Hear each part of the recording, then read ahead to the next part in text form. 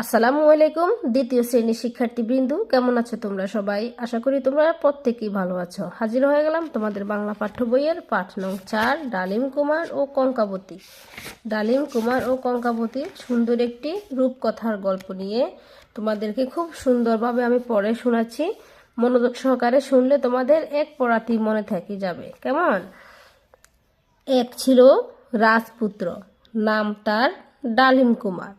তার ছিল এক পঙ্খিরাজ ঘোড়া। ঘোড়ার চড়ে সে দেশ বিদেশে ঘুরে বেড়াতো। তার ছিল এক পঙ্খিরাজ ঘোড়া। ঘোড়ার চড়ে সে দেশ বিদেশে ঘুরে বেড়াতো। একবার ঘুরতে ঘুরতে অচিনপুরে চলে এলো। তার অনেক ক্লান্ত লাগলো। সে গাছের ছায়ায় ঘুমিয়ে পড়ল। ওই গাছে থাকতো ব্যঙ্গমা আর ব্যঙ্গমী। তারা কথা বলছিল। ওই গাছে কে থাকতো?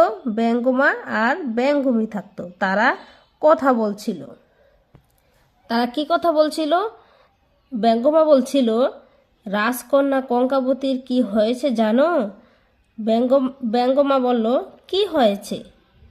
এই শব্দগুলো শুনে ডালিম কুমারের ঘুম ভেঙে গেল। এই যে ব্যঙ্গমা আর ব্যঙ্গমী কথা বলছিল, এই দুজনের কথা শুনে রাজপুত্রের ঘুম ভেঙে গেল। এই যে ডালিম কুমারের ঘুম ভেঙে গেল। তারপরে এই দুইজন বলল, সে এখন রাক্ষসপুরীতে বন্দী। কি সর্বনাশ!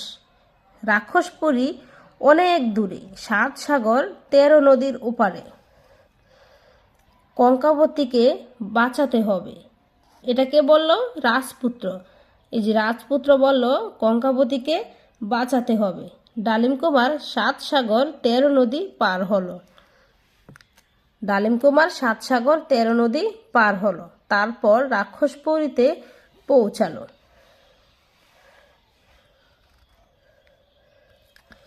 রাজপুত্র গিয়ে রাজকন্যাকে বলল, উঠো কঙ্কাবতী।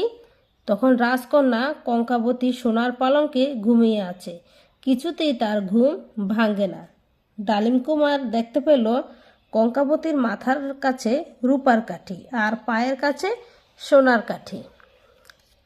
তখন ডালিম কুমার মাথার কাছে সোনার কাঠি নিয়ে এলো আর পায়ের কাছে নিয়ে এলো রূপার কাঠি। অমনি কঙ্কাবতী জেগে উঠল। ঠিক তখনই রাক্ষস ঘরে ঢুকলো। এই যে রাক্ষস ঘরে ঢুকলো। হাউ মাউ খাউ বলে রাক্ষস কি করলো? ঘরে ঢুকলো।